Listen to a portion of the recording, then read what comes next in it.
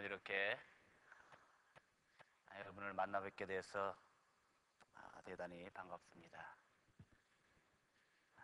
오늘 이 자리에 저를 초대해 주신 우리 성원영 목사님 그리고 여러 성도님들께도 감사를 드립니다. 또 우리 선한 장로교회의 찬양대 찬양도 아주 감명 깊게 잘 들었습니다. 제가 인터넷에서 찬양하는 걸 가끔 몇 번 들은 적이 있습니다. 야, 정말 세계적인 그러한 찬양대와 같이 참 잘하는구나. 저희 교회 찬양대도 참 잘합니다. 여러분들이 찬양대도 지난번에 성원영 목사님이 저희 교회 오셔서 우리 찬양대 찬양을 들으시고 세계에서 두 번째로 잘한다고 칭찬인지 하여튼 해주셨습니다. 과연 목사님 말씀대로 오늘 또 새생명 훈련원 헌신 예배로 드린다고 하시는데 오늘 하나님께서 말씀을 통해서 저와 여러분들에게 큰 은혜 주시기를 주님의 이름으로 축원을 드립니다. 제가 1년에 한 600번 이상을 설교를 하는데 그리고 한 20년 이상 설교를 해왔는데 전도사 이후로 가슴이 뛰는 건 오늘 처음인 것 같습니다. 가슴이 조금 뛰고 있습니다. 이해를 해주시고 저는 목사님 말씀대로 이번에 안식년을 맞이해서 유럽에 처음 오게 되었습니다. 한 번도 가보지 않은 그런 낯선 길을 갈 때에는 약간의 두려움이 있죠. 제가 장신대 신대원 3학년 1학기를 마치고 1995년도에 1년간 인도에 단기 선교사로 잠깐 선교 사역을 한 적이 있습니다. 그때에도 과연 내가 한 번도 가보지 않은 인도라는 나라에 가서 선교 사역을 잘 감당하고 돌아올 수 있을까? 저 인도라는 나라는 날씨도 굉장히 무덥고 위험하다고 하는데 과연 내가 무사히 돌아올 수 있을까 하는 두려움을 느낀 적이 있습니다. 그때 하나님께서 저에게 주신 말씀이 바로 오늘 읽은 이사야 41장 특별히 10절 말씀입니다. 두려워하지 말라. 내가 너와 함께함이라. 놀라지 말라. 나는 너의 하나님이 됨이라. 그 말씀에 큰 힘을 얻고 선교 사역을 무사히 마치고 돌아온 기억이 있습니다. 오늘도 마찬가지로 유럽이란 곳을 처음 왔기 때문에 약간의 그러한 두려운 마음이 있긴 하지만 하나님께서 동일하게 말씀을 주셔서 제가 힘을 얻고 또 성원영 목사님 가정에서 편안하게 일정을 보내고 있습니다. 우리가 살아갈 때에 한 번도 가보지 않은 길을 갈 때에 한 번도 해보지 않은 일을 할 때에 두려움이 생길 수가 있습니다. 그럴 때에 하나님께서 주시는 말씀을 내가 기억하고 그 말씀을 의지하고 살아갈 수만 있다면 두려움이 사라지고 하나님이 주시는 힘과 능력으로 무슨 일이든지 또 누구를 만나든지 또 어디를 가든지 우리 믿는 하나님의 백성들은 승리하며 살 줄로 믿습니다. 오늘 이 말씀은 이사야라는 선지자를 통해서 하나님께서 이스라엘 백성들에게 주신 말씀입니다. 이스라엘 백성들이 죄에 빠져서 하나님의 말씀을 불순종했을 때에 하나님께서는 바벨론이라는 나라를 사용하셔서 그 백성들을 치시고 그리고 70년간 포로 생활을 하게 하셨습니다. 하지만 하나님께서 그 백성들을 그대로 놔두지 않으시고 다시 그들을 고국으로 부르시고 그리고 회복시켜 주셨습니다. 오늘 이 말씀은 이스라엘이 멸망하기 전 약 150년 전에 하나님께서 이사야 선지자에게 주신 그러한 말씀입니다.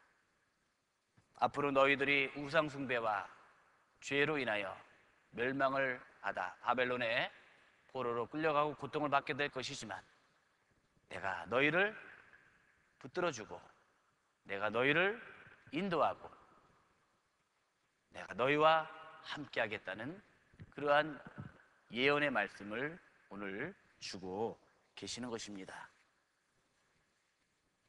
우리 10절 말씀을 다시 한번 함께 읽어보겠습니다. 두려워하지 말라. 내가 너와 함께함이라. 놀라지 말라. 나는 내 하나님이 됨이라. 내가 너를 굳세게 하리라. 참으로 너를 도와주리라. 참으로 나의 의로운 오른손으로 너를 붙들리라. 아멘. 이 말씀을 항상 여러분 마음에 새기고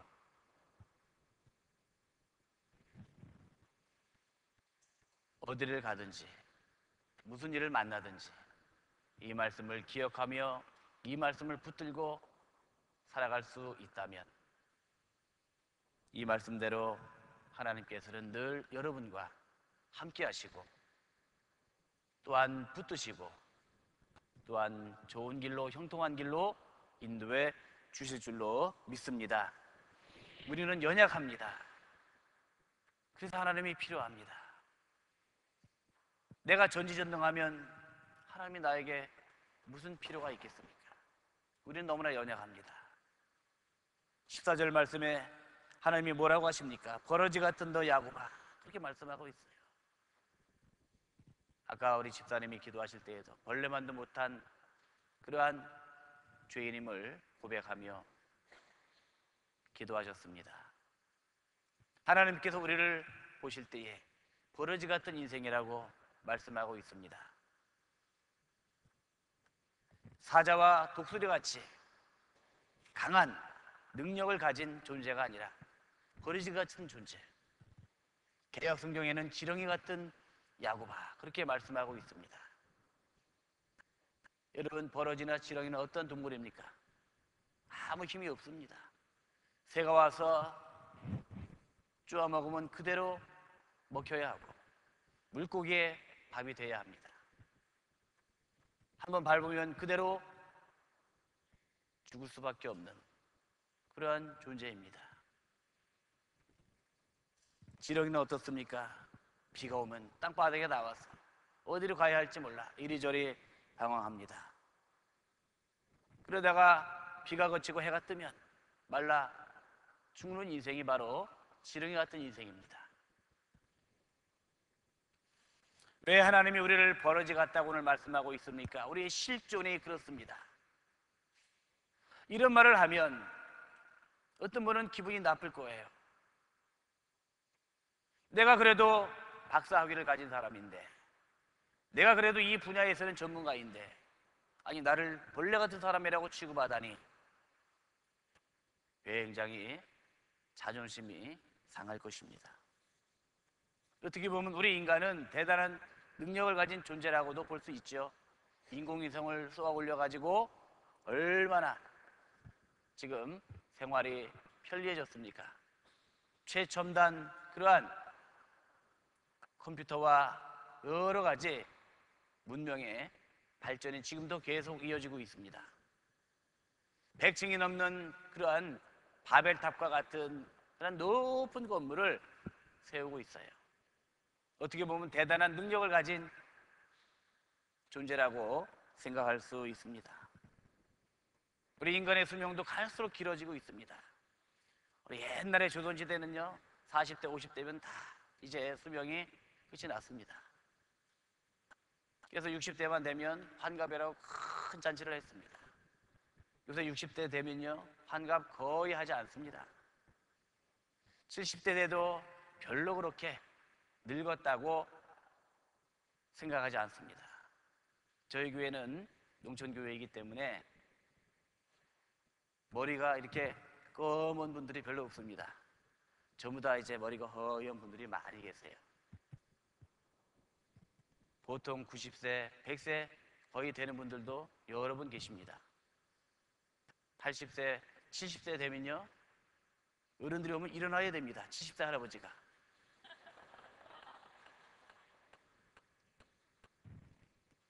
마을의 청년회장도 해야 됩니다.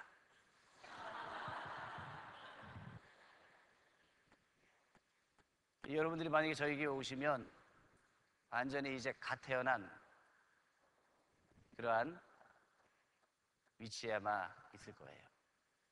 점점 수명이 길어지고 있습니다. 나이 많으신 성도님이, 목사님 왜 하나님 저를 이렇게 안 데려가십니까? 그런데 너무나 좋은 약도 많이 있고요, 돌아가시려고 하면 병원으로 이송해서 생명을 계속 연장시킵니다. 마음대로 죽고 싶어도 못 죽어요. 그만큼 여러분 이제 발전한 거죠. 그럼에도 불구하고 결국에는 한 평도 안 되는 땅속에 묻히는 것이 바로 우리 인간의 존재입니다. 살면서 몸이 조금만 아파도요, 일에 지장을 받습니다. 조금만 외로워도 견디지를 못합니다. 무서운 고독과 피할 수 없는 죽음 앞에서 우리 인간의 모습은 한없이 나약할 수밖에 없습니다. 바로 버러지 같은 인생, 지렁이 같은 그러한 모습이 오늘 우리의 모습이 아닌가, 저는 그렇게 생각합니다.